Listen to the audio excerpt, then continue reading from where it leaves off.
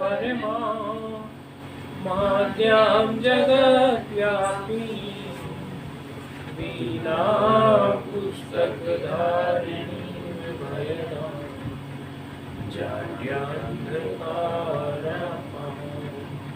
हस्ते स्फाटिकमालिकां विदधती पद्मासने संस्थितां वन्दे तां परमेश्वरीं भगवती बुद्धिप्रदां शरणं येनाक्षरसमाम्नाय महेश्वर कृत्सनं व्याकरणं प्रोक्तं तस्मै पाणिनये नमः। वाक्यकारं वररुचिं भाष्यकारं पतञ्जलिं पाणिनिं सूत्रकारं च प्रणतोऽस्मि मुनित्रयम्। नत्वा सरस्वतीं देवीं शुद्धां पुण्यां करोम्यहं पाणिनीय प्रवेशाय लघुसिद्धान्तकौमुदी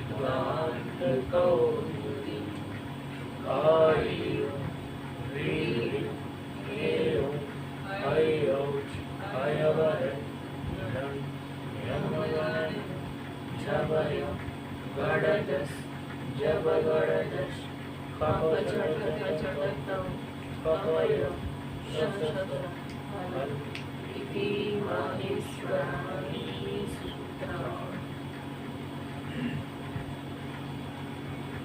अभी पुल्लिंग में लघु सिद्धांत कौमुदी में हमारा विचार चल रहा है और उसमें हमने कुछ ऐसे शब्दों को देखा जो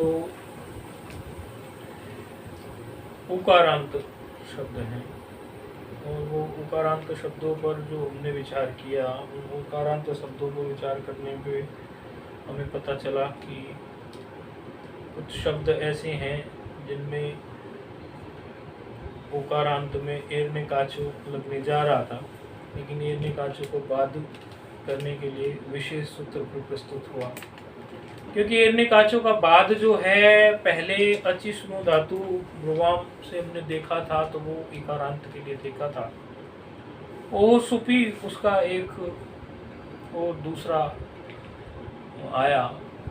ओहो सुपी में उसमें सिर्फ इतना अंतर था कि ओहो सुपी में उकारांत के लिए भी कार्य ओहो सुपी कर लेता था, ये खाली इकारांत के लिए करता है, वो उकारांत के लिए कार्य कर लेता था।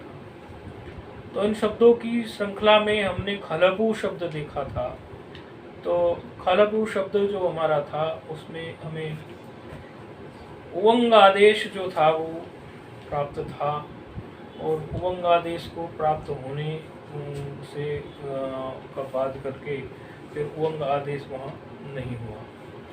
तो खलपू शब्द हमने बनाया था, उसमें ओहो सुपी का प्रयोग करके यण आदेश करता था। यण तो पहले हमारा वो भी करता था सूत्र एर्ने काचो असयोग पूर्व से भी, लेकिन वहाँ का जो यण था वो इकारांत को लेके था और यहाँ का यण उकारांत को लेके है।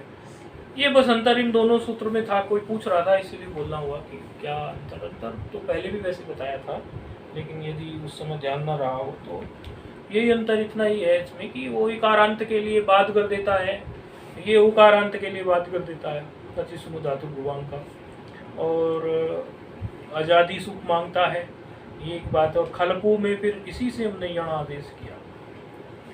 खलपू शब्द पूरा होके फिर हमने देखा था कि सुलवादया मतलब सुलू जो शब्द है और उसका उल्लू शब्द जो है ये भी हम पीछे से देख के आए कि इनको भी, क्योंकि असंयोग पूर्व धातु मांगता है ये, तो वो मिल जाती है, क्योंकि ठीक प्रकार से काटने वाले को सुष्टुलनाती थी उसमें मिल जाती है। लुई छेदने धातु है तो वहाँ से लुई छेदने धातु भी हमारी असंयोग पूर्ण मिल जाती है। तो वहाँ भी असंयोग पूर्ण का जो धातुत्व क्विबंत हो जाता है ना, तो क्विबंत में फिर क्विबंत धातु न जाती तो उसका धातुत्व बना रहता है। तो ये एक विशेष बात है कि जहाँ वो क्विबंत शब्द होता है तो उसमें हम इन सूत्रों की प्रस्तुति दिखा सकते हैं जो इस प्रकार से धातुत्व को लेकर जो बोले गए हैं सूत्र, क्योंकि सूत्रों की भी एक लगाने की एक तरकीब होती है, तो थोड़ा उसको देखना होता है। तो ये धातुत्व को लेकर ये सूत्र बोले गए हैं। तो एर्ने काचो भी, तो फिर उसका बाद भी करने वाले सूत्र आए, वो भी धातुत्व की अर्थात कुछ धातु की बात करके सूत्र मिलते हैं।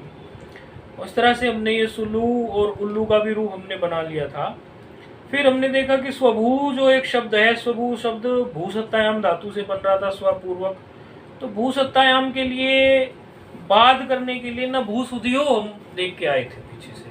तो ना भूसुधियो में स्पष्ट कह दिया था कि भू शब्द हो या सुधी शब्द हो, उसमें आप जो है यण नहीं कर सकते। ये जो आप पीछे से यण करते आ रहे हैं, इसमें आप यण नहीं कर पाएंगे।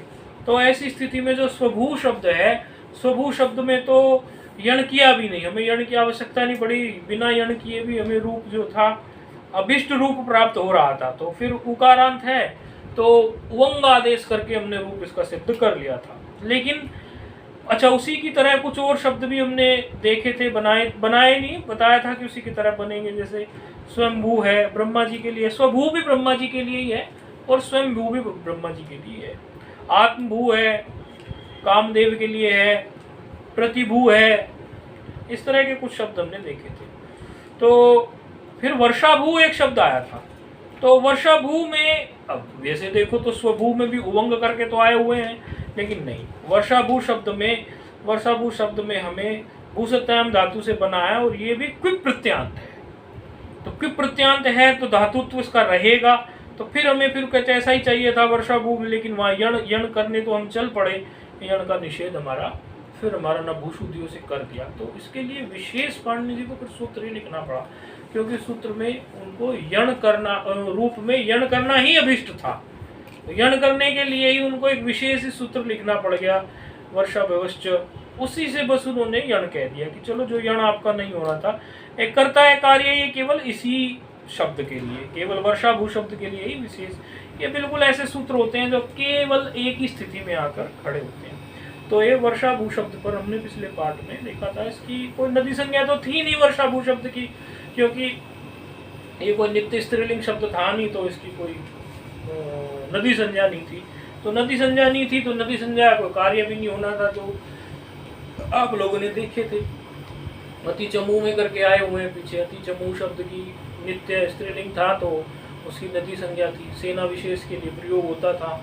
तो आण नद्या आटश्च, वो सब गेराम नद्याम निव्य, और ऐसे हम जो है अम्बार्थ, वो सब सूत्र लगा के पीछे से आए थे। अब हमारा जो है वो अगला एक शब्द आ रहे हैं, कुछ शब्द आ रहे हैं। तो जैसे एक शब्द भी प्रस्तुत हो रहा है दृढ़भूहु। तो दृढ़भूहु के लिए फिर वार्तिक लिख रहे हैं वार्तिककार, महाभाष्य में वार्तिक पढ़ा गया है। दृढ़कर पुनः पूर्वस्य भो यण वक्तव्यः,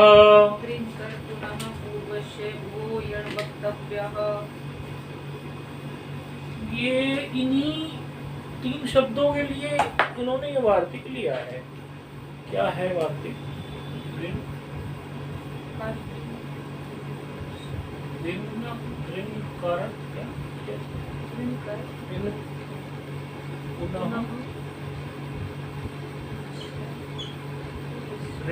कर पुनः पूर्वस्य भू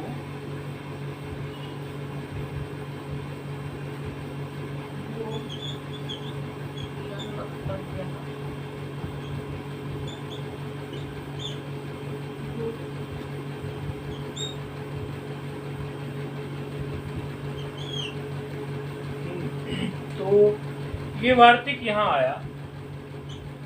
वार्तिक ने क्या कहा? एक तो ये तीन शब्दों के लिए आया वार्तिक। एक तो है शब्द क्या है, एक हमारा दृढ़ भू, भू धातु से ये दृढ़ अव्यय करके दृढ़ भू एक शब्द बनाया। एक शब्द बनाया उन्होंने दृढ़ भू के दृढ़ जैसे इसमें पूर्व में है, उसमें कर पूर्व में ले लिया, वो कर भू।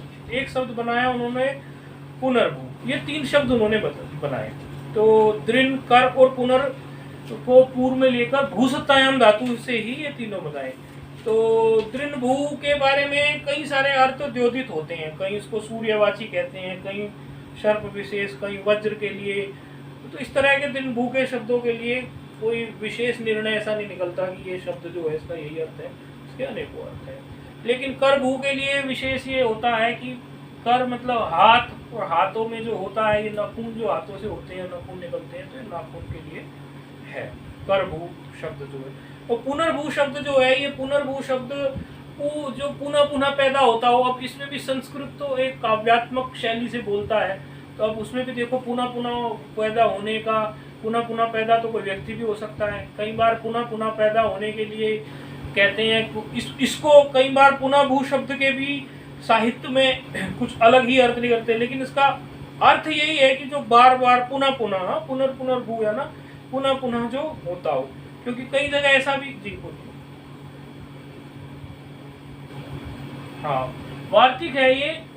दृनकर पुनः पूर्वस्य भूयन वक्तव्य। इसमें क्या कहा गया, ये 3 शब्द हैं, ये 3 अव्यय ले लिए गए, दृन ले लिया गया, कर ले लिया गया, इस तरह से इनको लेके भूसत्याम धातु से ये दृन भू, कर भू और पुनर्भू, ये 3 है। ये दृन भू, कर भू और पुनर्भू, ये 3 शब्द हैं। तो इन 3 शब्दों में दृन भू का अर्थ जो है, कई अर्थ दृन भू के निकाले जाते हैं, इसका कोई सटीक वो नहीं है। कहीं इसको सूर्य के लिए भी बोलते हैं, कहीं इसको वानर के लिए भी इसका अर्थ करते हैं, कहीं किसी सर्प विशेष के लिए भी इसका अर्थ किया जाता है, कहीं कोई वज्र के लिए भी। कर भू का मतलब ये है, हमारे कर मतलब हाथ में जो नाखून होते हैं, कर भू हाथों से जो हो रहे हैं, हाथों में जो हो रहे हैं, उन नाखून के लिए इसको कई जगह रूढ़ किया गया है। और तीसरा शब्द जो है पुनर्भू, मतलब फिर से पैदा होने वाले को पुनर्भू कहते हैं। तो फिर से पैदा होने में तो फिर बहुत कुछ होता है, जाने फिर से पैदा होने में तो मनुष्य भी पैदा हो रहे हैं, फिर से वो भी बहुत सारी चीजें फिर से पैदा हो रही है पुनर्भू में। लेकिन पुनर्भू के अर्थ भी कई जगह ऐसे भी किए गए हैं पुनर्भू के, उस अर्थ में उसकी नित्य स्त्रीलिंग संज्ञा होती है, कहीं है, लेकिन वो प्राय नहीं कह, इसको ये नहीं कह सकते कि हमेशा है। पुनर्भू के अर्थ में कोई जो फिर से बिहाई गई स्त्री हो, 2 बार 3 बार से विवाह होता हो, उसके लिए भी ऐसा कहीं कहा गया है।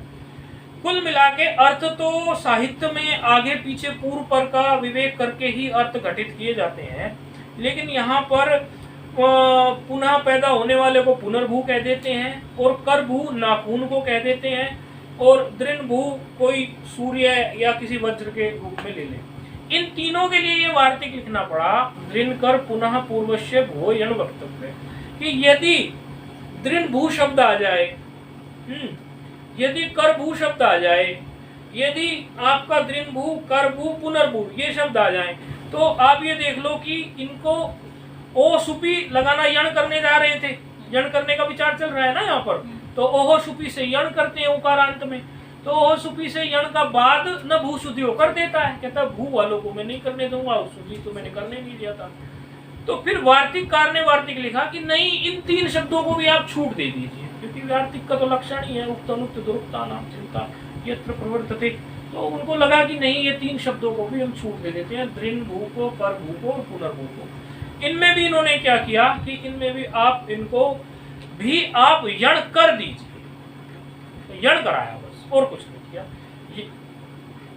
यण ओह सुपी से। लेकिन यहाँ ऐसे नहीं कहा जाएगा ओह सुपी से यण होगा, क्योंकि ये तो वार्तिक से हुआ सही मायनों में, क्योंकि ओह सुपी का बाद न भू शुद्धि होने कर दिया। तो जब भी कभी आपसे ये अच्छा सवाल है ये, क्योंकि यदि किसी ने जाते जाते यूं ही पूछ लिया कि भाई दृन भू का रूप बनाया, बोले हाँ बनाया, विशेष बात क्या थी कि यण लगाया हमने, यण किया, अच्छा यण किससे हुआ, तो ओह सुपी नहीं बोल सकते हम, क्योंकि ओह सुपी को बात कर दिया नो भू, तो वार्तिक ही बोलना पड़ेगा हमें सही मायने में, क्योंकि उसको तो बात कर दिया, न भू शुद्धि होने बात कर दिया उसका, ओह सुपी जो सामान्य रूप में करा रहा था उसको न भू शुद्धि होने बात कर दिया, तो इसीलिए वार्तिक लिखा। तो फिर हमें ये बोलना पड़ेगा कि उस पर जो वार्तिक पढ़ा गया, वो वार्तिक दृनकर पुनः पूर्वस्य भूयन वक्तव्य, उसी से जी ये हुआ है कि नहीं, उसी से ये यण हुआ है। तो यण करने की स्थिति में रूप आप लोग पीछे से बना के सामान्य रूप से आ रहे हैं, सीधे सीधे दृन भू में तो आपको कुछ करना नहीं है, सीधे सीधे उसको विसर्ग आ जाएगा, दृन भू की स्थिति में तो दृन भू हो जाएगा। औ की स्थिति में फिर वो आके खड़ा होता है यण, आजादी में आके खड़ा होगा यण, तो आजादी में जब यण आके आपको खड़ा होगा, क्योंकि अच मांगता है ना पर में होता है, तो आजादी में जब आके खड़ा होगा तो यण करते चले जाओ। यण करना तो आप लोग पहले सीख के आए हो, कोई अण चीज से सीख के आए हो, इसके स्थाने यण होता चला जाता है, तो उसमें कोई खास होगी नहीं, दृन भू दृन भुवौ दृन भवाह, दृढ़भुवम दृढ़भुवौ दृढ़भवाः दृढ़भवा दृढ़भुवाम दृढ़भूः दृढ़भूभिः दृढ़भवे दृढ़भुवाम दृढ़भुवयः। तो इस तरह से ये दृढ़भू के रूप आप बिल्कुल ऐसे ही यण करते चले जाएंगे। जैसे दृढ़भू में यण करते चले जाएंगे ऐसे ही आप करभू में और पुनर्भू में यण करते चले जाएंगे। इसमें इनमें तीनों में आपको कोई और विशेष नहीं होगा, बस वो बाद हो रहा था तो इसी तरह इसमें यण होता चलेगा। इस तरह के रूप बनते चलेंगे। वर्षा भू के भी आपने बनाए थे, वर्षा भू में जहाँ विरोध हो रहा था वर्षा भू के लिए उन्होंने सूत्र ही लिख दिया, दृढ़ भू कर भू के लिए उन्होंने वार्तिक लिख दिया, कराया तो यण ही उन्होंने। तो ये यण के रूप इस तरह से आप बनाते चले जाओगे। तो अब फिर हम आते हैं दृढ़ भू कर भू से आगे फिर आ रहा है हमारा, अब ऋकारांत में हमारा आ रहा है। ऋकारांत को वैसे हम एक पक्ष में क्रोष्टु में देख के आए, क्रोष्टु शब्द जो था उकारांत था, लेकिन त्रिज्वत करने से वो ऋकारांत तो बना ही दिया था, तो वहां उसको क्रोष्टी आदेश करके हमने कार्य किया था। तो वो जो सूत्र हमने ऋकारांत में उपयोग किए तो वो सूत्र अब उपयोग में फिर से आने वाले हैं, तो थोड़ा उनको भी मस्तिष्क में रखते चलेंगे। अभी हमारा एक शब्द आ रहा है धात्री। धात्री, धात्री से जो हमारा है, धात्री है दूध है धारण पोषण ये धातु है, लिख दे रहे हैं बोर्ड पर।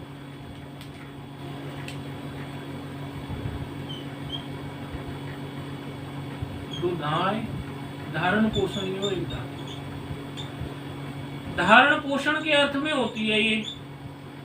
तो इसी से जो है धात्री शब्द हमारा बनता है, ये भी त्रिश प्रत्यांत ही है। तो शब्द क्या निष्पन्न हुआ हमारा धात्री ऋकारांत। तो धात्री जो शब्द है हमारा, वह शब्द जो है वो भी त्रिश प्रत्यांत ही है। अर्थ इसका निकल रहा है जो धारण पोषण करने वाले हों तो ईश्वर होते हैं, धारण पोषण करने वाले परमात्मा ही होते हैं, तो उन्हीं के लिए ये शब्द है धात्री। अच्छा, तो धात्री शब्द जो है इसमें ऐसा लगता है कई बार कि ये स्त्रीलिंग है, ऐसा कोई कह रहा था, हमें इसलिए याद आ गया, लेकिन स्त्रीलिंग नहीं है, अब यहाँ पुल्लिंग में चलेगा ये।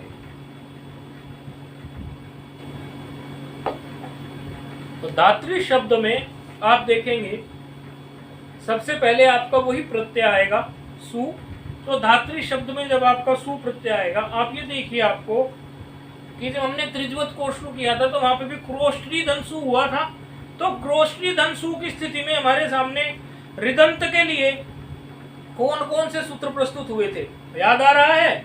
आपके सामने लघु है, हम आप ही लोगों से ये बनवाते चलेंगे और आप ही लोग एकदम सीखते चलेंगे, बहुत सुंदर ढंग से बताएंगे, हम उसकी चिंता नहीं करेंगे। आपके सामने आपकी पुस्तक है लघु सिद्धांत कौमुदी। आप ये देखिए कि जब हमने त्रिज्वत कोष्टु में कुछ सूत्र लगाने शुरू किए थे ऋदंत के, तो प्रथम सूत्र तो था हमारे सामने त्रिज्वत। इस बहाने कोष्टु की अभी चर्चा है। त्रिज्वत कोष्टु में पहला सूत्र था त्रिज्वत कोष्टु, वो हमारे यहाँ किसी काम का नहीं है, वो तो केवल कोष्टु शब्द को क्रोष्टी बनाने के लिए था। हमारी यात्रा तो उसके आगे से शुरू होने जा रही है, जहाँ ऋकारांत बन चुका। जब ऋकारांत बन चुका तो उससे आगे का ठीक हमने सूत्र देखा था। आप लोगों के सामने सब लघु है, लघु खोल के रखे। ऋतों की सर्वनाम स्थानीय आया था कि नहीं आया था? अब ऋतों की सर्वनाम स्थानीय क्या कार्य करता था कि ऋदंत अंग को गुण करता था। कब करता था? गी और सर्वनाम स्थान पर रहते हुए, अर्थात एक जगह तो वो गी में चलता था सप्तमी विभक्ति में, और 5 जगह वो यहाँ चलता था। 5 की जगह भी वो कहाँ चलता था? 8 जगह चलता था, क्योंकि सर्वनाम स्थान तो वो 3 भी होते हैं ना, संबुद्धि वाले भी, संबोधन वाले भी हैं, तो सर्वनाम स्थान ही, क्योंकि सुट को कहा था तो सुट तो वो भी है। वो अलग बात है जहाँ उनको ये कहना होता है संबुद्धि को छोड़कर तो असंबुद्धो कह देते हैं, लेकिन सर्वनाम स्थान नहीं आते। तो यात्रा हमारी ऋतों की सर्वनाम स्थानियों से शुरू हुई। जैसे हमें को ऋदंत शब्द मिला ऋकारांत, तो हमारी यात्रा शुरू हुई। तो सबसे पहले हमारे मस्तिष्क में सूत्र आ गया ऋतों की सर्वनाम स्थानियों। ऋतों की सर्वनाम स्थानियों सूत्र आता है, उसके आते ही हम ये देखते हैं कि अगला सूत्र जो है बाद करता था, क्योंकि आपने देखो वो आपकी पुस्तक में लिखा इति प्राप्ति, अर्थात वो प्राप्त तो है लेकिन बाद करता था, क्योंकि एक विशेष स्थिति में देखिए सूत्र एक ही रूप में अनेकों सूत्र होते हैं, लेकिन हमें यह देखना होता है कौन सा सूत्र अति विशेष है, अर्थात उस रूप की सिद्धि के लिए ही वो बना हुआ हो। अब ये ऋतों की सर्वनाम स्थानीय कितनी जगह पे काम कर रहा है? एक तो हो गया गी, एक और 8 हो गए कौन से सर्वनाम स्थान, 9 स्थान हो गए कि नहीं हो गए? फोन पर समझ आ रहा है ना आपको? 9 जगह काम कर रहा है। तो जो चीज 9 जगह काम कर रही है, एक तो वो है, और दूसरा सूत्र हमारे पास ये है कि जो एक ही जगह के लिए बनाया है, तो अवकाश उसको देंगे कि नहीं देंगे? तो अगला सूत्र हमने क्या देखा था? ऋतुसनस पुरुदंसो अने असामचा सूत्र देखा था। तो ये जो ऋतुसनस पुरुदंसो अने असामचा हमने देखा था, ये क्या कहता था? कहता था कि आप ऋदंत कोई शब्द ले लीजिए, या आप जो है उष्ण शब्द जो आचार्य के नाम से आया था, या आप पुरुदंश बिल्ली के लिए या अन्य कोई शब्द ले लीजिए आप समय के लिए। इन शब्दों में आप अनंगादेश कर दीजिए। अनंगादेश के लिए बोला था कब? बिल्कुल एक ही स्थिति के लिए बोला। क्या बोला?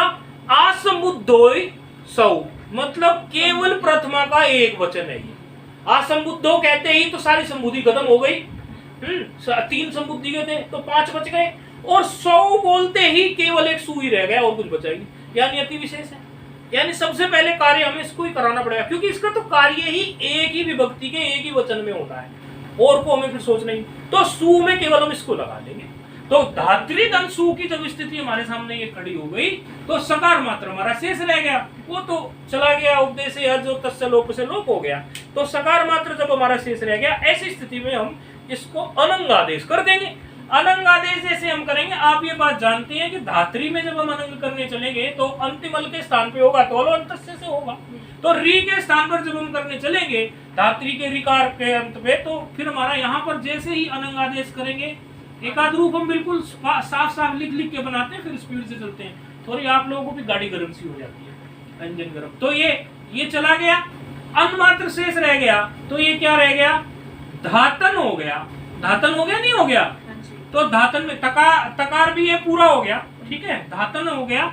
और धातन में धातन ये जैसे हुआ धातन धन सकार, ऐसा ही रह गया नहीं रह गया? धातन धन सकार रह गया।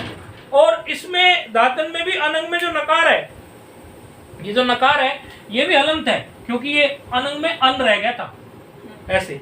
तो अब धातन धन सकार की स्थिति में फिर हमने एक और सूत्र पढ़ा था, जो देखो ध्यान देना, एक और जो सूत्र पढ़ा था हमने वो त्रिन और त्रिच प्रत्यय को लेके था। एक तो उस सूत्र में ये विशेषता थी, क्योंकि उस सूत्र की अभी गंभीर चर्चा आगे आ रही है, इसीलिए हमने बोला ध्यान देना। तो सूत्र पढ़ा था हमने क्या? अब त्रिंतित सप्तरी नप्तरी नेष्ट्री त्वष्ट्री छत्री होत्री पोत्री प्रशास्त्री नाम। अब तो मुझे लगता है आप लोगों को उच्चारण करने में कोई गलती होती नहीं होगी। आप उच्चारण करके दिखाएंगे फोन पर?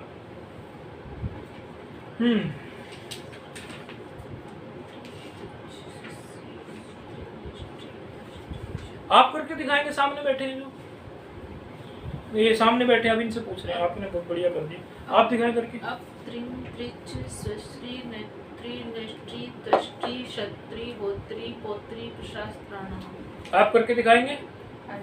अब त्रिन त्रिच स्वश्री नेत्री नेष्ट्री तष्टी क्षत्री होत्री पोत्री प्रशास्त्राणाम। हाँ, तो ये सूत्र क्या करता था कि जो त्रिन और त्विच प्रत्यांत शब्द हो, और या इनमें से कुछ हो, नप्त्री नेष्ट्री इत्यादि, इन सब की उपधा को दीर्घ करता था। तो इसमें धातन की स्थिति में क्या है? उपधा यहाँ पर तकार उत्तरोत्तर अकार, वही तो उसकी उपधा को दीर्घ कर दो, तो क्या बन गया हमारा? धातान। ठीक है, अब उपधा तो हमने दीर्घ कर ली अब त्रिन त्रिस वाले से।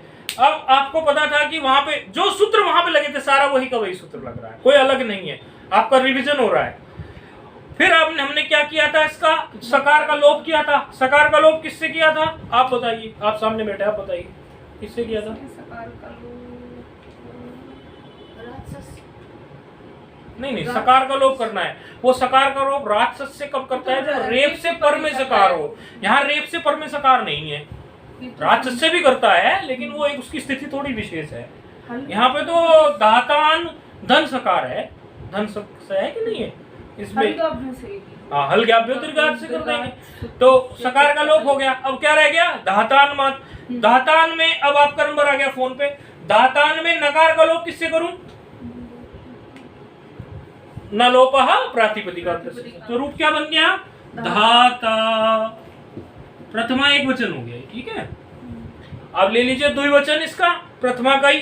द्विवचन में क्या आएगा? धात्रीधन औ। धात्रीधन औ। अब धात्रीधन औ जब आएगा तो धात्रीधन औ की स्थिति में क्या हम इस सूत्र को लगा सकते हैं? ऋदुसरस को नहीं लगेगा ना, क्यों नहीं लगेगा? क्योंकि वो तो केवल संबुद्धि के नहीं संबुद्धि को छोड़कर संबुद्धि भिन्न सु में लगेगा। ऐसे तो मेरे बोलने से कंफ्यूज मत हो कि मैं संबुद्धि बोलने जा रहा हूँ तो आप पहले असंबुद्ध सु में लगेगा, असंबुद्ध में। तो वो तो उस स्थिति में लगेगा, तो यहाँ लगेगा नहीं। जब ये सूत्र नहीं लग रहा तो ये सूत्र जिसको निषेध करेगा, जिसको काट के आया था उसको लगा दीजिए। तो वो क्या था? ऋतोगी सर्वनाम स्थानीय। तो ऋतोगी सर्वनाम स्थानीय क्या करता था? गुण। तो गुण करेंगे, तो गुण करने से आपको क्या होगा? री के स्थान पर आप गुण करेंगे, धात्री का जो रिकार है उसके स्थान पर आप गुण करेंगे कि नहीं करेंगे? ऋतोगी सर्वनाम स्थानीय द्वारा। तो गुण करने से क्या हो जाएगा?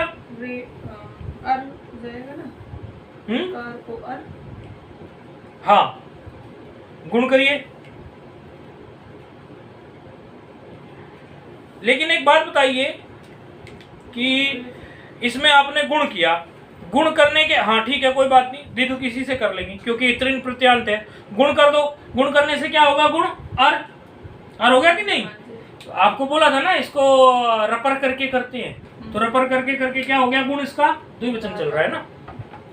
लिख देते हैं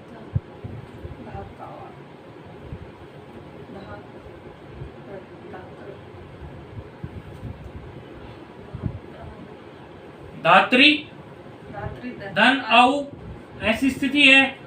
औ की स्थिति में गुण कर दिया, गुण क्या कर दिया? अर। पर में औ ही है, क्या हो गया?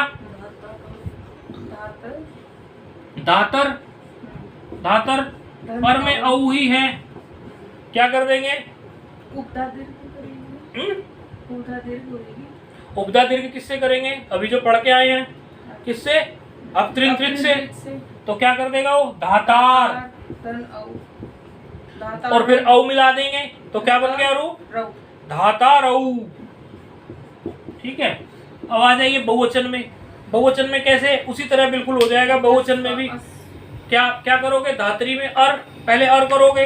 अर करने की स्थिति में क्या बन जाएगा? वो धातार। तो बिल्कुल ऐसा ही बन जाएगा, उसमें तो कोई अंतर नहीं है। बस आगे का प्रत्यय जो यहाँ पर आ गया, सुअस में से अस बच गया। अस की स्थिति में जब अस को मिलाएंगे तो रेप पूरा हो जाएगा। रेप पूरा हो जाने से वो रू से सकार का ठिकाने लगा दोगे, विसर्ग कर दोगे, तो क्या बन गया रूप इसका? धात क्या? धातारह। ठीक है, तो प्रथमा के रूप क्या बन गए हमारे? धाता धातारऊ, हाँ धाता धातारऊ धातारह। ऐसा। अब द्विवचन में आ जाइए। द्विवचन में क्या करोगे? धात्री धन अम। धात्री धन अम। धात्री धन अम में क्या करोगे? उसी तरह से करो। धातार तो सामान्य बन गया, और धातार के बाद अम और हो गया। धातार के बाद अम और मिला ना, तो क्या बन गया रूप आपको? धातारम बन गया कि नहीं बन गया? तो उसके बाद द्वितीय का द्विवचन तो वैसे ही बन गया, धातारऊ। अब जो इसका द्वितीय का बहुवचन आया, द्वितीय के बहुवचन में क्या आ गया? शस। यहाँ थोड़ी सी भिन्नता आ गई। भिन्नता क्यों आ गई? क्योंकि ये सर्वनाम स्थान नहीं बचा। अब ये सर्वनाम स्थान नहीं है, क्योंकि सर्वनाम स्थान का लाभ हम क्या उठा के आए? सर्वनाम स्थान में हम सीधे सीधे गुण करते आ गए थे सर्वनाम स्थान होने से। तो अब यहाँ धात्री धन अस की स्थिति में ऋतोगी सर्वनाम स्थानियों से गुण नहीं हो सकता। तो गुण नहीं हो सकता तो क्या करोगे आप? इसको जो सामान्य सूत्र हम पहले से पढ़ के आ रहे हैं, कौन सा? पूर्व सवर्ण दीर्घ वाला। नहीं, सबसे पहले तो हमें लगाना पड़ेगा ना प्रथमयो हो पूर्व सवर्ण। तो उससे क्या करोगे? धात्री क्या बन गया? धात्री दीर्घ हो गया ना। फोन पर समझ में आ रही है ना बात?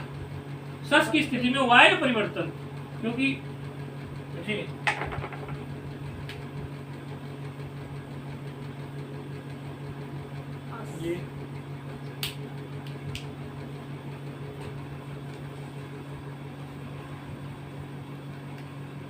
रोशनी की नहीं। ठीक है, तो सस आ गया। अब सस में से आपको पता है वो अस मात्र शेष रह जाता है। तो यहाँ अब ये दीर्घ हो गया। किससे? प्रथमयो पूर्व। ये सूत्र हम बोर्ड पे नहीं लिख रहे हैं, क्योंकि बोर्ड पे लिखने से गति धीमी पड़ेगी। तो आप समझ ही रहे हैं, एकदम नई चीज होती तो लिख देते, लेकिन आप अपने नोट्स बनाए तो लिखा करें, तो पक्का हो जाता है। तो फिर सस में उसी तरह से नकार आदेश हो जाता है ना, तस्मात् शसो से। तो रूप क्या बन गया? धात्रीन। दीर्घ हो गए बनाओ। अब आ गया, अब आपका द्विवचन पूरा हो गया, ओ द्वितीया पूरी हो गई। द्वितीया पूरी होने के बाद क्या आ गई आपकी तृतीया।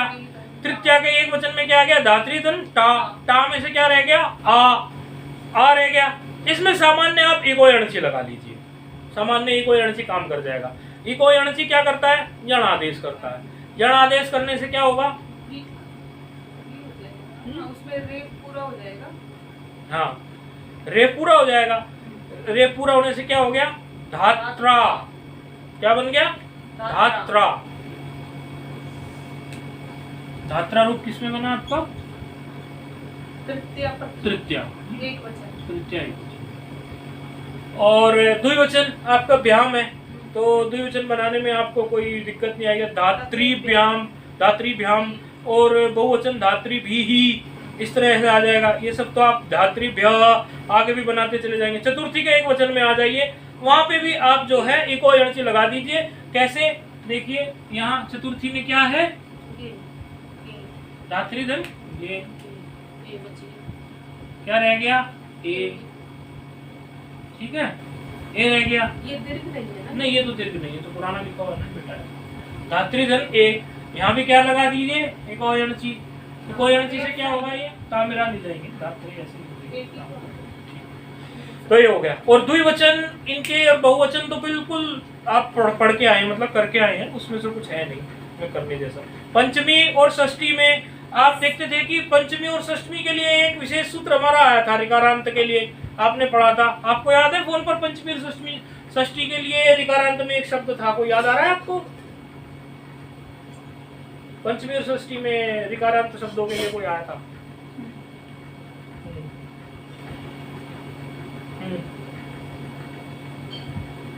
हाँ, वो तो लोप करने के लिए था पहले, तो बात सही है, आपको याद आ गया। तो पहले तो हमें वही लगाने पड़ेगा, ऋतौत। ऋतौत क्या कहता था,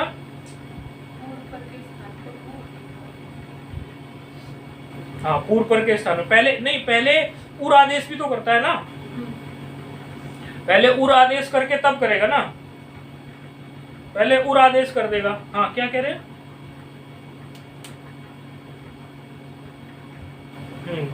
उर आदेश करता है तो, और क्योंकि उसके बाद जो है उ आदेश है तो उर नपरा से उर हो गया, ठीक बात है। तो उर आदेश करने के बाद में वो एक आदेश है, तो री और अकार के स्थान पे होगा, धात्री के री और अस के अकार के स्थान पे होगा। तो ऐसा करने से हमारा क्या हो गया, उसको पर में सकार रह ही गया, उर एक आदेश हो गया। तो कैसे बन गया हमारा वो, धातु। धातु तो हो गया, लेकिन धातु रेफ भी आया, रेफ है ना, धातु रस, धातु रस हो गया ना, धातु रस हो गया ना। अब धातु रस में आपको जानते ही, आप पहले पढ़ गए राजसस्य, अब यहाँ लगा लो भले उसको राजसस्य, क्योंकि रेफ के पर का सकार है तो यहाँ लग जाएगा आपका राजसस्य। अब मिल रहा है तो उसे सकार का लोप करता है राजसस्य। और रेफ की फिर अवसान संज्ञा, फिर आगे अवसान संज्ञा प्राप्त है। अवसान संज्ञा प्राप्त होने से विराम अवसानम से आप क्या आ गए, आपका खरवसानियों से उसको सब, तो क्या बन गया, धातु, धातु, धातु, धातु, हाँ धातु रूप बन गया। अब आ गया आपका कौन सा, ये धातु रूप पंचमी षष्ठी में दोनों में एक जैसा ही रहेगा, इसमें तो कुछ वो है ही नहीं। अच्छा, ये षष्ठी में द्विवचन आ गया। द्विवचन में ओस प्रत्यय आता है, तो ओस प्रत्यय में आप इको यणची लगा लीजिए, ओस प्रत्यय में इको यणची लगा लीजिए। इको यणची ओस है ना पर में, इको यणची लग जाएगा। इको यणची लगाने से आपका क्या बन जाएगा, धात्रोहो, धात्रोस बन जाएगा। तो धात्रोहो रह जाएगा कि नहीं, ये दोनों विभक्तियों में ऐसे ही हो जाएगा, षष्ठी में और सप्तमी में हो जाएगा। षष्ठी का बहुवचन ले लीजिए आप, षष्ठी के बहुवचन में आप इसको पहले नुट का आगम कर लीजिए। षष्ठी के बहुवचन में हर्षण अध्यापन नुट से, हर्षण अध्यापन नुट का आगम कर देगा, और नामी से दीर्घ कर लीजिए तो धात्री हो जाएगा फिर वहां पर, और नाम है तो क्या हो जाएगा वहां पर, धात्री नाम। अब ये धात्री नाम की जो स्थिति हमारे सामने खड़ी हुई, धात्री नाम की स्थिति में आप नकार सोच समझ के बोलना, सोच समझ के। धात्री नाम की स्थिति में नकार को हमें नकार करना अभिष्ट है, किस सूत्र से करो, धात्री नाम की स्थिति है हमारे सामने, सब लोग विचार कर लो, सबसे एक एक से पूछूंगा फिर बताऊंगा। आप बताइए वार्तिक से होगा ना, नकार, आप गुणाकार। नहीं, वो तो आपने आगे कुछ देख लिया। आप बताइए, आप बताइए फोन पर। पहले होता था उससे लेकिन हम आगे फोन पर आप बताइए। इसमें नकार को नकार हमें करना है, इतना तो ठीक है, लेकिन किससे करूं? कुछ आ रहा है? सामान्य रूप से यहाँ कुछ ऐसा विचार करते हैं लोग कि हम अटको वांगनुम से करेंगे। तो अटको वांगनुम जो आप लोग पढ़ के आए हो, वो अटको वांगनुम काम कब करता है? आप कभी ये देखते हो? अटको वांगनुम को तब हम प्रस्तुत करते हैं जब कुछ रेप या शकार से पर में नकार मिले, और रेप और शकार और नकार के बीच में, रेप शकार से पर जो नकार है, इनके बीच में कोई व्यवधान हो। समझो, व्यवधान हो, किसका अट का हो, कुप वांगनुम, वो सब व्यवधान में खड़े हो, तब हम इससे प्रयोग करते हैं। लेकिन यदि कोई व्यवधान की स्थिति ही नहीं है, ये भी गलत कटेगा अभी, ये भी गलत कटेगा अभी। लेकिन आप जो सोच रहे हैं, पहले मुझे उसी स्तर पे बताना है, फिर मैं उसको गलत काट दूंगा, मतलब काट दूंगा उसको भी। तो वो फिर आप, तो रसाभ्याम नोना एक सूत्र होता है, वो किसमें काम करता है? रसाभ्याम, जब रेप और शकार के बाद में नकार में कोई व्यवधान ही नहीं है। रसाभ्याम नो नहा एक सूत्र है, रसाभ्याम नो नहा समान पदे। जब रेप और शकार के बाद में नकार डायरेक्ट है, बीच में कोई व्यवधान नहीं, अव्यवहित है, व्यवहित, उसमें व्यवधान नहीं है, व्यवहित नहीं है वो, तब रसाभ्याम नो नहीं काम कर लेता है। ऐसी स्थिति में तो प्रस्तुत तो आपको, गलती तो आपको ये करनी थी, मतलब गलती से भी बोलते तो ये बोलना था, लेकिन आपने गलती से भी कुछ नहीं बोला। तो मैं अगर कुछ गलती से बोल सकते तो वो भी मैं खुद ही बता रहा हूँ। लेकिन समस्या क्या है कि रिकारांत को देखकर लोग रेप सोच लेते हैं, रेप तो है ही नहीं है, ये भी गलती, बड़ी गलती है। ये तो रेप है ही नहीं, इसलिए तो किसी से भी नहीं होगा। आई बात समझ में? रेप और शकार की स्थिति मैंने थोड़ी बता दी उन सूत्रों से, वो रेप और शकार की स्थिति में काम करते हैं। तो रेप और शकार की स्थिति में अटकुप वांगनुम कब काम करता है? जब व्यवधान, और यदि रेप और शकार के डायरेक्ट बाद बिना व्यवधान के अव्यवहित नकार आ जाए तो रसाभ्याम नो ना से हम बना लेते हैं नकार को नकार। लेकिन यहाँ तो दोनों ही नहीं कर सकते, क्योंकि रेप है ही नहीं। आपको फोन पर बात समझ में आई? हम क्या वो बताने की कोशिश कर रहे थे? हाँ, तो उसी के लिए फिर इन्होंने वार्तिक लिख दिया, क्योंकि ये तो भाई रिकार है ना, ये तो रेप है ही नहीं, तो वो बात भी कहने का कोई नहीं। तो थोड़ा बताना इसलिए जरूरी था कि थोड़ा पुनरावृत्ति हो जाती और ये अच्छे से फिर घिसाई सी हो जाती। तो उसी के लिए फिर ये वार्तिक प्रस्तुत कर रहे हैं। रिवर्णान्नश्यनत्वं वाच्यम, ये रिवर्णान्नश्य में संधि है, आप लोग सब समझ ही रहे होंगे। जो फटाफट बता देगा तो बहुत अच्छा लगेगा, कोई बताएगा तो बता दो, संधि है इसमें कोई। आ रहा है समझ में किसी को? आपको आ रहा है फोन पर? हाँ, यरुन्नस की नहीं समझ आ रही, वर्णात होगा तो फिर क्या है, आगे हो ही जाएगा ना। रिवर्णान्नस्य नत्वं वाच्यम। बस वार्तिक ने इतना कहा कि यदि रिवर्ण आ जाए तो रिवर्ण आने की स्थिति में भी आपको नकार को नकार बना देना है, उसी तरह से जैसे आप पहले बनाते आए। तो क्या हो गया? धात्री नाम रूप सिद्ध हो गया। ये क्या? धात्री नाम, इसी वार्तिक से। अब जब कभी कहा जाएगा तो ये कहा जाएगा कि ये इस वार्तिक से, ठीक है, धात्री नाम। अच्छा, अभी कोई और बचा है इसमें? धात्री नाम तो हो गया, सिद्ध हो गया धात्री नाम। हाँ, नहीं, फिर उसमें क्या है? फिर सप्तमी आ गई। नहीं, सप्तमी को ले लेते हैं ना। सप्तमी के लिए भी सूत्र था ना। सप्तमी में क्या आ गया? धात्री धन घी। आप बताओ फोन पर, धात्री धन घी की स्थिति में कौन सूत्र है? पढ़ा है हमारा। धात्री धन घी की स्थिति में, हाँ, तो घी सर्वनाम स्थानीय, क्योंकि उसका एक एरिया तो हमारा बचा रह ही गया, अभी घी तो रह ही गया। तो क्या करेगा? और तो घी सर्वनाम स्थानीय घी की स्थिति में गुण कर देगा। तो गुण कर लो, गुण करने से गुण गुण में अर हो जाता है, जो अर का हम गलत उच्चारण कर गए थे पहले, गुण में अर हो जाए, अर हो जाएगा। अर होने से उधर ई है, हर्ष ई है, ई को मिला दोगे तो रूप क्या बन जाएगा, धात्री। ठीक है, ये भी रूप सिद्ध हो गया। और धात्रो हो आप पहले करके आगे, और धात्री धनसु में आदेश प्रत्यय लगा लो तो धात्री शु हो गया आपका। तो इस तरह से आपके रूप जो थे सभी जो है ये सिद्ध हो गए। ऐसे आपके रूप सिद्ध हो गए। संबुद्धि में कर लीजिए। संबुद्धि में क्या है, ये धाता है, सु आ जाएगा। हाँ त्रिधनसु। हाँ, ये धात्री धनसु आ गया। हाँ जी। फिर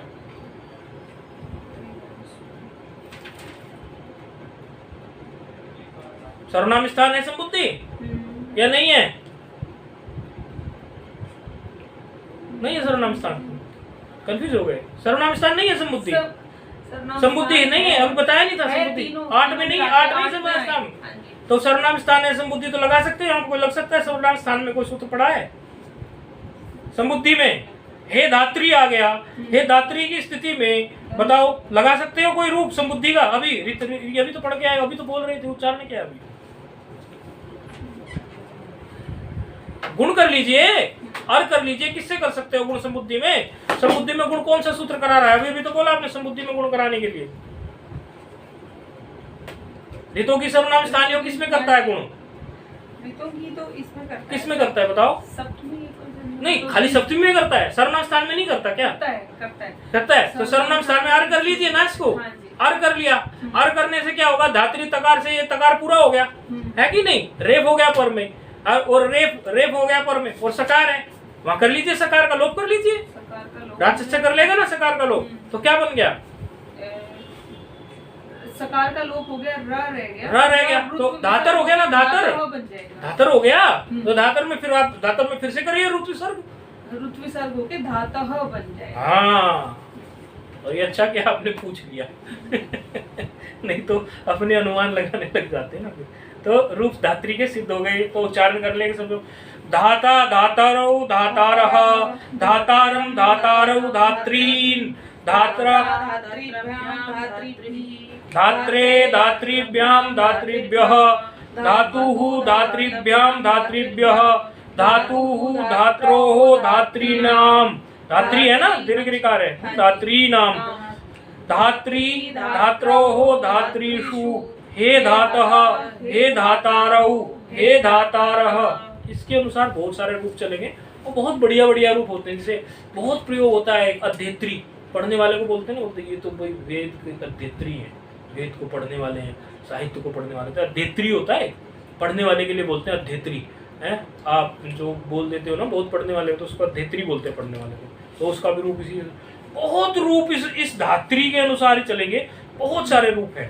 तो धात्री के रूप को आप एक बार अपनी खोपड़ी में फिट कर लेंगे तो बहुत सारे रूपों के आप स्वामी बन जाएंगे। ठीक है, तो ये थोड़ा सा आप एक बार जब रूप बनाओगे तो बनाते टाइम एक बार थोड़ा सा अपने गुनगुना के अंदर अंदर देख लेना इसको, तो उससे आपको ये रूप थोड़ा पक्का हो जाएगा। तो आगे आपको याद रहेगा ये वहाँ का रूप इस विभक्ति का है, क्योंकि बहुत सारे रूप इसके पोत्री है, पात्री है, पढ़ित्री है, पढ़ित्री भी पढ़ने वाला ही होता है, और पक्त्री है, पकाने वाला। इस तरह से बहुत सारे आपके इसमें रूप धात्री के अनुसार ही बन जाएंगे। पृष्ठी है, पूछने वाला है कि नहीं है। तो आगे फिर ये कह रहे हैं एवं नप्त्रादयः, नप्ताद्रय कहाँ से आए निकल के, नप्री नेस्त्री, सारे विकरांत है कि नहीं है। एवं नप्त्राद्रय, उनको भी आप ऐसे ही बना लेना। कौन कौन से बोले, नप्त्री, नेष्ट्री, त्वष्ट्री, छत्री, होत्री, पोत्री, प्रशास्त्री, यहीं तक लेना। प्रशास्त्री ये धात्री के समान बनाने हैं। कौन कौन से, नप्त्री, नेष्ट्री, त्वष्ट्री, छत्री, होत्री, पोत्री और प्रशास्त्री। अच्छा, कि इनको उन्हीं के अनुसार बना लेना आपको। उसी तरह से नप्ता नप्तारौ बन जाएगा, जैसे उसमें धाता धातारौ बना कि नहीं बना, उनमें नप्ता नप्तारौ बन जाएगा, नप्तारम नप्तारौ, ये सब इसी तरह से बनते चले जाएंगे। फिर क्या कह रहे हैं, नप्त्रादि ग्रहणम व्युत्पत्ति पक्षे नियमार्थम। इसमें थोड़ी एक विशेष बात है, इसमें ये कहने लगे कि ये जो आपने कहा कि नप्त्रादि ग्रहणम व्युत्पत्ति पक्ष से नियमार्थम, इसका मतलब क्या है कि ये जो आपने अपत्रिन त्रिच में ये नप्त्री नेष्ट्री इत्यादि जो ले लिए, इनको लेने का क्या कारण है? तो उनको समझाने के लिए उन्हें ये पंक्ति लिखनी पड़ी ग्रंथकार को। वो कह रहे हैं कि ये नप्त्री वाले जो शब्द हमने लिए ना, नप्त्री नेष्ट्री, ये जो शब्द नप्त्री से आगे आगे जो लिए गए हैं, ये जो शब्द हमने लिए, ये है तो त्रिजंत, ठीक है ना, त्रिजंत त्रिनंत में ही आते हैं, ये हम देख के चले। लेकिन इसमें क्या है कि कई बार इनको त्रिजंत मानते हैं कई लोग उनको त्रिजंत ना मान के इनको कहते हैं कई साहित्य में कि ये व्युत्पत्ति पक्ष से उत्पन्न नहीं है, ये अव्युत्पन्न है, मतलब डायरेक्ट ही है ये। इनकी कोई व्युत्पत्ति नहीं है। इस तरह से जैसे आप कह रहे हो त्रिन प्रत्यय लगा के, त्रिच प्रत्यय लगा के आप बनाओ, कि कई साहित्यकार इनको नहीं मानते ऐसा। कई साहित्यकार इनको व्युत्पत्ति पक्ष में मानते हैं, कई साहित्यकार इनको अव्युत्पत्ति पक्ष में मानते हैं। तो जब हम इनको ले रहे हैं अब त्रिन त्रिच सौश्री, यदि हम इतना ही ले लें, एक विचार है ये कि यदि हम अब त्रिन त्रिच स्वश्री यहां तक ले लें, तो त्रिन और त्रिच ले लिया हमने, तो त्रिन और त्रिच लेने से सारे त्रिन और त्रिच प्रत्यांत अपने आप आ जाने चाहिए। आपने फिर त्रिन और त्रिच प्रत्यांतों को अलग को नप्त्री नेष्ट्री को लिखने की जरूरत क्या पड़ी? आपने जो अब त्रिन त्रिच लिया, और अब त्रिन त्रिच लेने से जितने भी त्रिन प्रत्यात, क्योंकि आप कहते हो कि प्रत्यय ग्रहण तदंत ग्रहणम, प्रत्यय ग्रहण कहने से उसके अंत की कोई भी चीज वो ग्रहण हो जाती है। तो अब त्रिन त्रिच में आपने ऐसा बोलकर फिर से जो है स्वश्री फिर से नप्त्री नेष्ट्री क्यों लिए? आपने उनको लेने की जरूरत क्या थी जब वो त्रिन और त्रिच प्रत्यांत ही हैं? तो त्रिन और त्रिच प्रत्यांत का लिए इतना ही सूत्र बना लेते, अब त्रिन त्रिच सौश्री, इतने से आपका काम चल जाता। इतना कहने में आपको फिर क्या दिक्कत आ गई? तो कहने लगे कि यदि हम अब त्रिन त्रिच ये इतना मात्र कह देते, इतना हमने कह देते, तो कई लोग तो ऐसा मानते हैं इनको अष्टाध्यायी में कि ये जो शब्द है नप्त्री नेष्ट्री, ये त्रिन त्रिच प्रत्यांत है ही नहीं, ये त्रिन त्रिच प्रत्यांत है ही नहीं, ये तो डायरेक्ट ऐसे ही है। इसीलिए हमें विशेष विधान करने के लिए हमने कहा कि यदि त्रिच, इसके दो पक्ष हैं, दूसरा पक्ष इसका ये भी है कि त्रिन त्रिच प्रत्यांत तो कुछ शब्द हैं, तो त्रिन त्रिच प्रत्यांत शब्द तो बहुत सारे हैं। अच्छा, उसमें भी दो प्रकार से शब्द बन रहे हैं, एक तो हमारे पाणिनि जी के सूत्रों के अनुसार बन रहे हैं, दूसरे हमारे कुछ औणादिक होते हैं। तो ये औणादि शब्द जो होते हैं, उणादि जो होते हैं, ये उणादि शब्द वस्तुतः उणादि जो है, ये उणादि के जो भी सूत्र हैं वो पाणिनि जी के बनाए हुए नहीं है, लेकिन पाणिनि, ये बात हमने पहले पार्ट में बताई थी, लेकिन पाणिनि जी की इसमें सहमति है। पाणिनि जी इनको स्वीकार करते हैं कि उणादि के द्वारा जो शब्द बनेंगे उनको हम साधु ही मानेंगे, असाधु नहीं मानेंगे। तो ऐसे तो उणादि बहुत सारे शब्द आ जाएंगे, उणादि में बहुत सारे त्रिन और त्रिच प्रत्यांत शब्द आ जाएंगे। उणादि में ही त्रिन और त्रिच प्रत्यय से और बहुत शब्द बनते हैं। सारे शब्दों को मैं अलाउ नहीं करूंगा, पाणिनि जी कह रहे हैं सारे शब्दों को अलाउ नहीं करेंगे, इसलिए त्रिन त्रिच प्रत्यांतों में भी हम केवल इन्हीं को लेंगे जो हमने सूत्र में लिखे।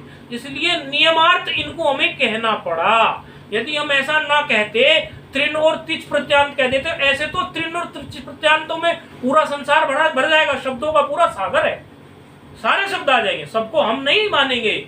हम सिर्फ सहमति जो दे रहे हैं त्रिन त्रिच प्रत्यांतों को, इन्हीं को दे रहे हैं, इसलिए हमने स्पेशल लिख ही दिया, इनको नियमार्थ कर दिया, नियम बना दिया, पक्की कर दी बात। तो ये भी इसका एक कारण है, क्योंकि रिकारांत जो शब्द हैं, रिकारांत, कुछ रिकारांत जो औणादिक शब्द हैं उनमें उपदा दीर्घ होती है और कुछ में उपदा दीर्घ नहीं होती।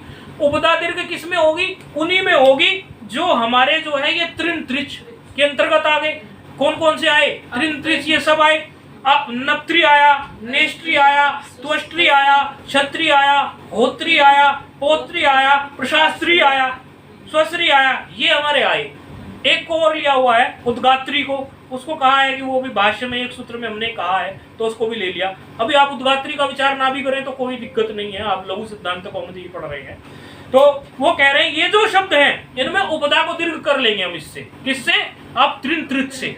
इनमें हमारी सहमति है कि ये रिकारांत औणादिक शब्द है और हमारी सहमति है, पाणिनि जी की ग्रंथकार की सहमति है। पाणिनि जी की सहमति है तो ग्रंथकार की भी सहमति है, जो ग्रंथकार तो पाणिनि जी से ही लिख रहे हैं ना, तो उनको है। लेकिन यदि कुछ ऐसे शब्द हैं जो रिकारांत हैं और औणादिक हैं, ऋकारांत है और ओणादिक है, यानी पाणिनि के सूत्रों से नहीं बने, वो ओणादि के सूत्रों से बने, उनादि से।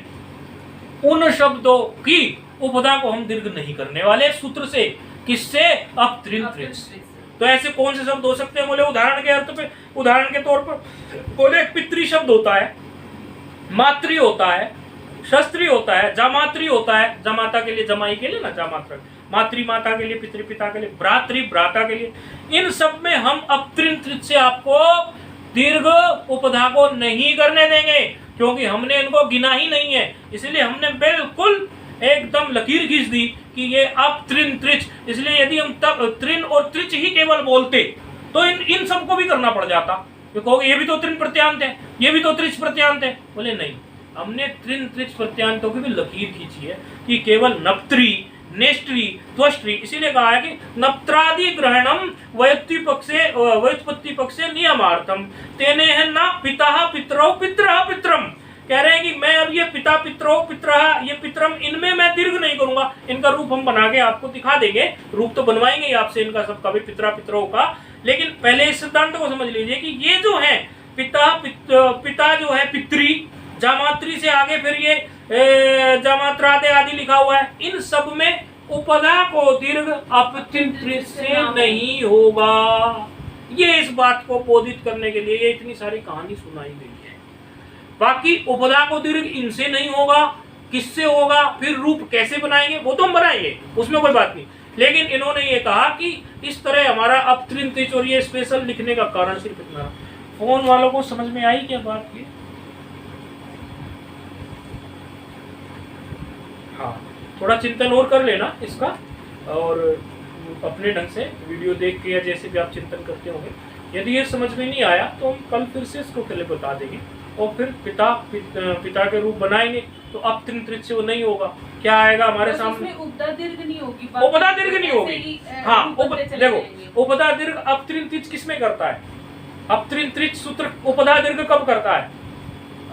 अपत्रिन त्रिच जो है वो त्रिज्वत भाव में करता है। त्रिज्वत भाव में तो कर रहा है वो, लेकिन उपधा दीर्घ कितनी जगह पे कर रहा है? अपत्रिन त्रिच की वृत्ति क्या कहती है? पुस्तक में देख के बताओ बोले, अपत्रिन त्रिच की वृत्ति क्या कहती है? कितनी जगह पे उपधा को दीर्घ करता है अपत्रिन त्रिच? क्योंकि यही अंतर आ रहा है।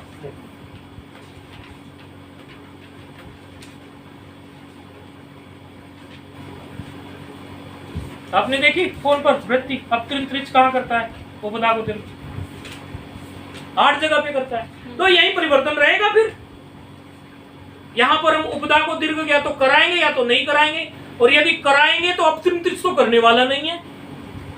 यदि हमें कराने की जरूरत पड़ी, क्योंकि पिता देख रहे हैं हम, पितृ का रूप आपको दिख रहा है ना वृत्ति में, पिता, तो उपधा तो दीर्घ दिख रही है यहाँ पर, तो अपत्रिन त्रिच से नहीं कराई, किसी और से करा दी। जरा चिंतन करके आना कि अपत्रिन त्रिच से हमने उपधा दीर्घ नहीं कराई। रूप हमारे सामने बैठा है पिता, और भ्रातृ का रूप भी भ्राता हमारे सामने बैठा है प्रथमा के एक वचन में। मातृ का रूप तो चलो छोड़ो, वो तो स्त्रीलिंग में आया, पिता को और भ्राता को ही ले लेते हैं। भ्रातृ और पितृ दोनों के रूप में प्रथमा एक वचन में भ्राता और क्या है पिता, दोनों में उपधा दीर्घ तो दिख रही है, क्योंकि तकार उत्तरोत्तर की तो उपधा दीर्घ हुई थी धात्री में भी, यहाँ दिख रही है। और एक तरफ आप क्या कह रहे हैं? अपत्रिन त्रिच से मैं करने नहीं दूंगा, तो फिर किससे की? तो ये चिंतन भी आप लोग करके आना, इससे आपको सूत्र और ज्यादा स्पष्ट हो जाएगा। ठीक है, तो बाकी कर देखते हैं। ओम पूर्णमदः पूर्णमिदं पूर्णात् पूर्णमुदच्यते पूर्णस्य पूर्णमादाय पूर्णमेवावशिष्यते। ओम शांति शांति।